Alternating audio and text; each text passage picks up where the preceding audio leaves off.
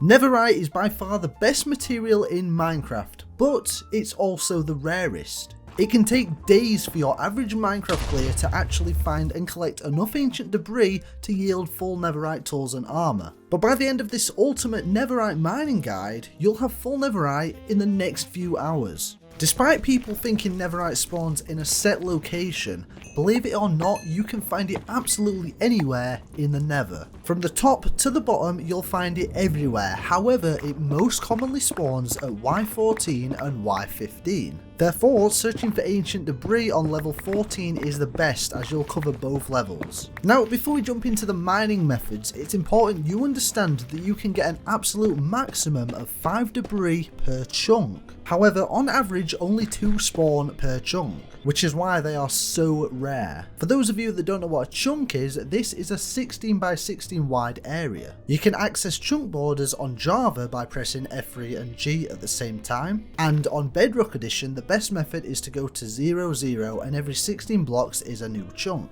Now, one chunk in the nether contains 16 by 16, and the height limit is 128, meaning 32,768. One chunk in the nether can contain 32,768 blocks, and technically 1.6 of those blocks are ancient debris on average. This chart shows you just how much more concentrated the spawn rate is at Y14 and Y15, so it's important we hit this area. And here's a quick reminder to subscribe if you've already learned something. Method 1.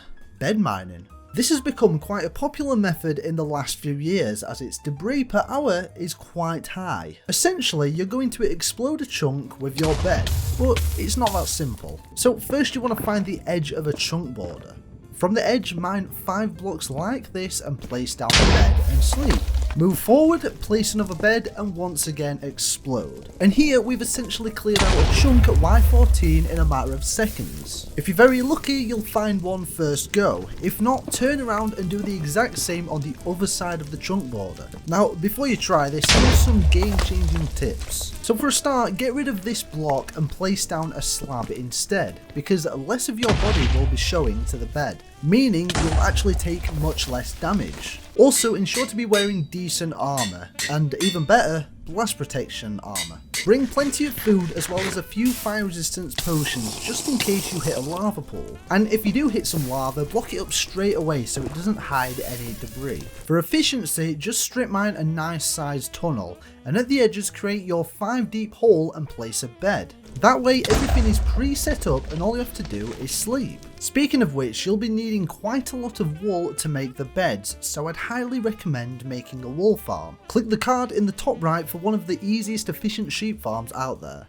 And this bed mining method will get you approximately 30 debris per hour. For an even better method though, keep watching. Method 2, strip mining.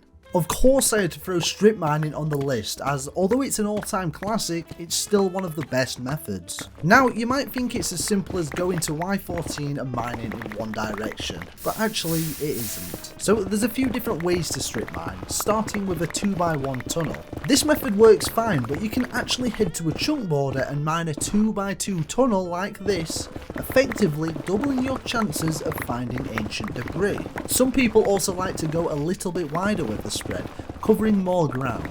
It's also really useful for when you bump into gravel or any slow mining materials, as you can simply just skip round it, wasting less time. And surprisingly, some players actually like to just completely mine out the full chunk, which is great because you won't miss any netherite, but it's simply less efficient. Now, before I tell you the best strip mining method, here's some really helpful tips. So, when mining with a diamond pickaxe, for example, the mining speed maxes out at efficiency 2. This means any enchantment higher than efficiency 2 is kinda wasted, and it's definitely not required, so just stick with efficiency 2. Stick unbreaking on your pickaxe to make it last longer, or potentially mending, as all the quartz you mine will keep your pickaxe going for much longer. And once again, bring potions of fire resistance just in case you bump into some lava and accidentally get burned. Also, here's a quick biome tip. If possible, try to do this in the warped forest biome, as only endermen spawn here, making this the most safest biome to do this in. And I would highly recommend staying away from soul sand valleys, as you'll just hit loads of soul sand which will constantly slow you down. And absolutely do not strip mine in the basalt deltas, as you're surrounded by constant lava pools and all the blackstone and basalt, which will slow you down incredibly. Anyway, after testing all these variations of strip mining, I'd recommend sticking with the 2x2 tunneling on a 2-chunk border, as you'll get approximately 40 ancient debris per hour, which is 10 more than method 1. However, this next method is by far the best. Method 3. TNT mining. So for this method you'll just need TNT and a flint of steel, but having access to elytras and fireworks speed up this method. To get lots of TNT, I'd advise moving to a desert, get a few shulker boxes down and clear out a whole area of sand.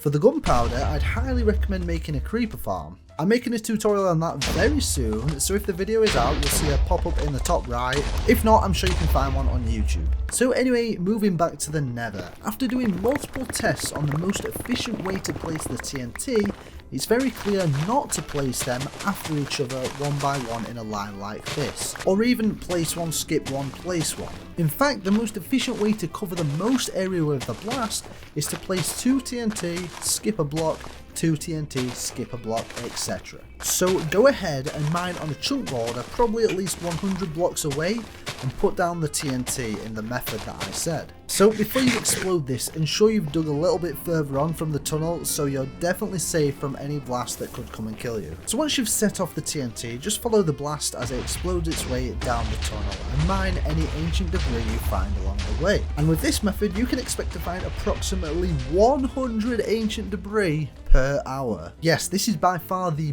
best method to find Netherite.